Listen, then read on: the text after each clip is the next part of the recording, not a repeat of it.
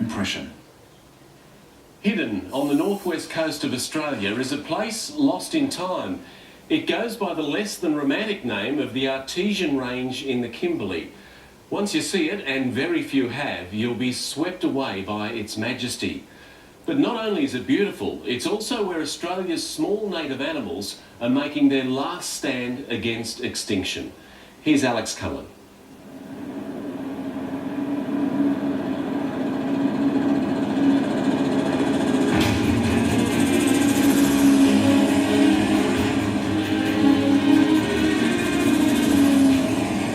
Here where few venture, to explore a place you've never heard of, the Artesian Range in the Kimberley.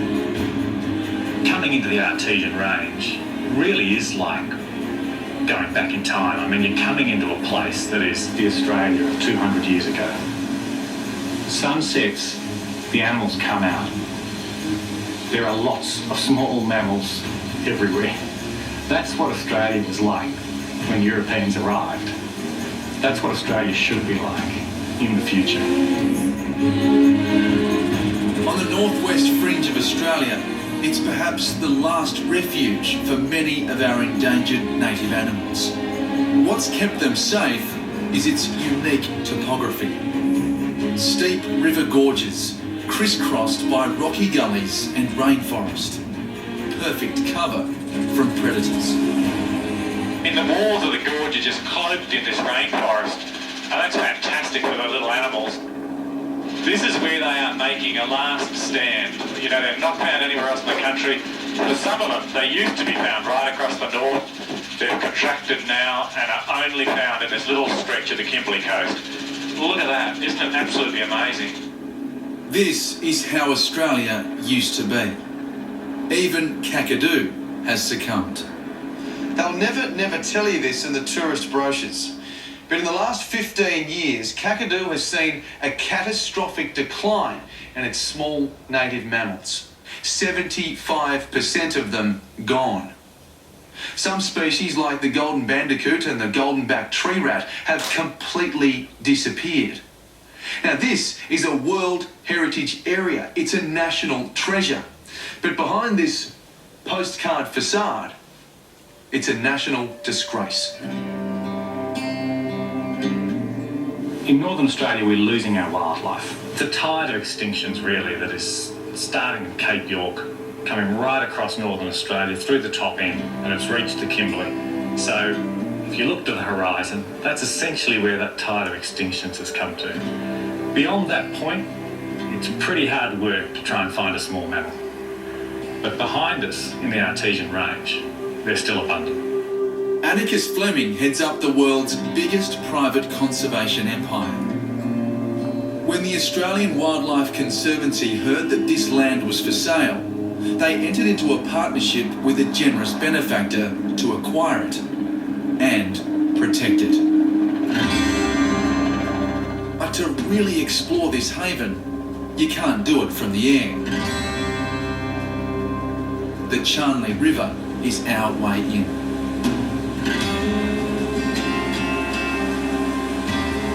800 square kilometres, Alex, of towering escarpments and gorges, rainforest gullies. You can see why we call it a lost world. One of the few places in Australia, the Artesian Range, where we've had no extinctions in the last 200 years. So it's a bit like a land time forgot, and there have been very few people in here. You come here, and in one evening, just around your camp, you're tripping over quolls, there's bandicoots fossicking around in the undergrowth, tree rats, galloping above you along the branches. That's what Northern Australia used to be like, right the way across from here through to Queensland. And it's not anymore. This is the last place that's still like that. After the property was bought early last year, scientist Sarah Legg and her colleague Catherine Tuft began measuring the extraordinary abundance of wildlife here. To really witness this, you have to go out after dark. So, Kath, where are we headed? One of these refuges for all those special animals we've been talking about.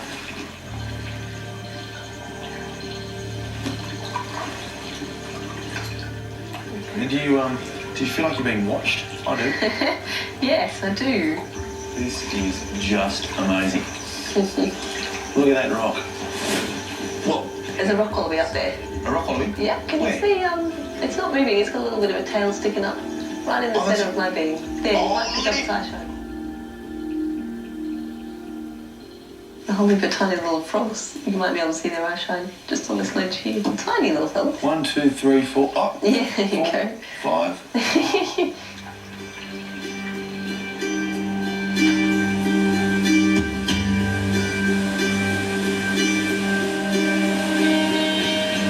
The scientists know the small mammals are here in big numbers. But to find out how many and how many species there are, they need to set traps. Bait are we using? The basic bait is always rolled oats and peanut butter.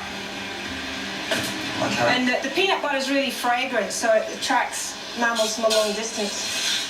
So you have a smell. Oh, it smells good. Tempted? I'm hungry. It's making me very hungry. Can I have one? Might find you in the trap tomorrow. It just might. Next morning, the bait has done its job. What have we got? She's really. It's a huge bandicoot. Look at that. He's a monster. Hello, Mr. Bandicoot. That's it. Great. So he's a fully adult male, ready to go. This one's a northern brown bandicoot. Hello, buddy. And this one, He looks like a western chestnut now. Yeah, let's have a look. Yeah. Hello, Westy Chesty. Hello. Most of my working life, the past 15 years, has been in Northern Australia. And I've become very used to working in woodlands where everything looks basically fine, He's a boy, look at He's that. a boy. but there are no mammals. It's an empty landscape. Measuring that? Yes. Sure thing. So across ways. So without this refuge, what would happen? Well, we'd lose another 6 species of mammal, possibly even up to 8, but 6 is a conservative number. And this one's probably my favourite, the northern quoll. And she's also a predator, so she'll attack things that are almost the same size as her. It's a very feisty animal. And used to be common right across Northern Australia, but has all but gone from everywhere east of here. So we've got a narrow window. If we act now, we can save species like the golden bandicoot and the northern quoll.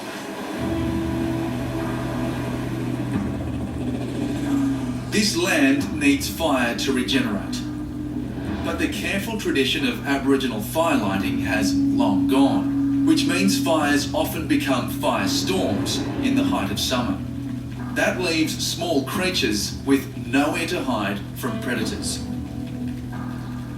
What we're trying to do is control the fires so that they're burning at a time of year when they're much less intense. The AWC scientists have found they can stop the wildfires by lighting smaller burns early in the dry season. The way we light the fires is I've got these capsules here that have Conti's crystals in them.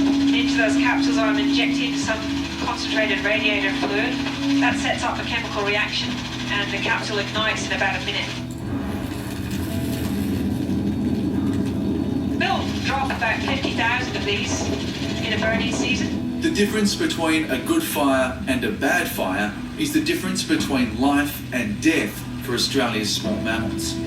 When a fire destroys all their cover, they are simply easy pickings. Cats are just sitting at their edge and just picking off their native animals as they come out of the forest spot into the unburned vegetation. Feral cats have formed an unholy alliance with wildfire.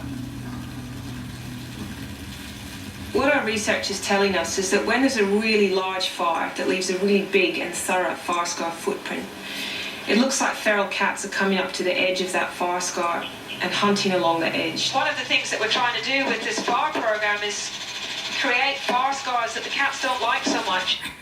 Too little is known about feral cat behaviour. So on the outskirts of the Artesian Range, the AWC has tagged 23 cats with cameras and GPS transmitters. They track their every move and learn as much as possible about their destructive behaviour. And today, Brangle the cat hunter is gonna catch one. On the chase is Hugh McGregor, cat researcher. We're really close now. When Hughes picked up the cat signal, We got a cat. I think the cat's in that direction. so beautiful from the air, but this is rough terrain. There it is, quick go! Can you hold the arrow? Sure, mate. We got the cat? Yep. Good girl, Brangle, come here.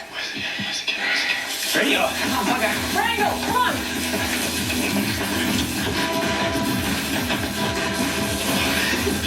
Be careful on those rocks. There it is, there it is, there it is. Yeah, Brangle.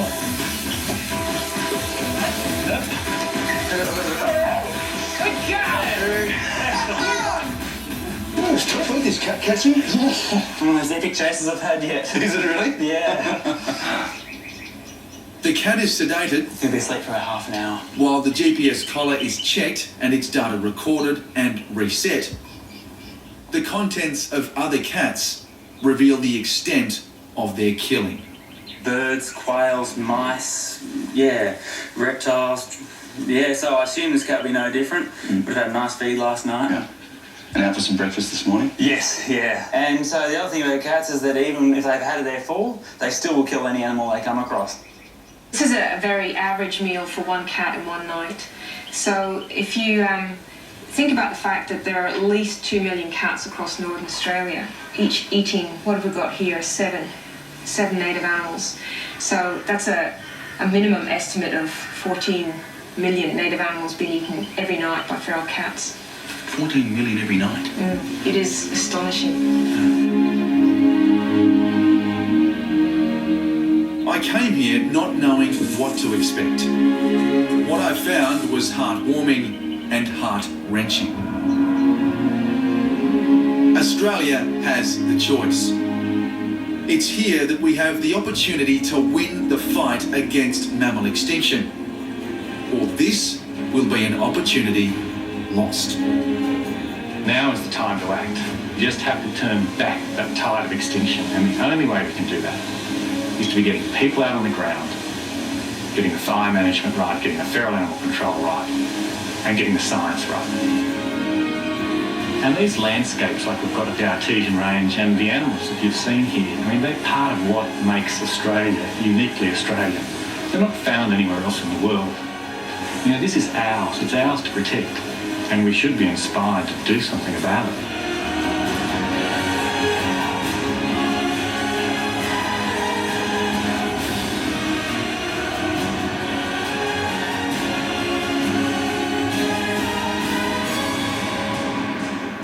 Absolutely majestic. Alex Cullen there.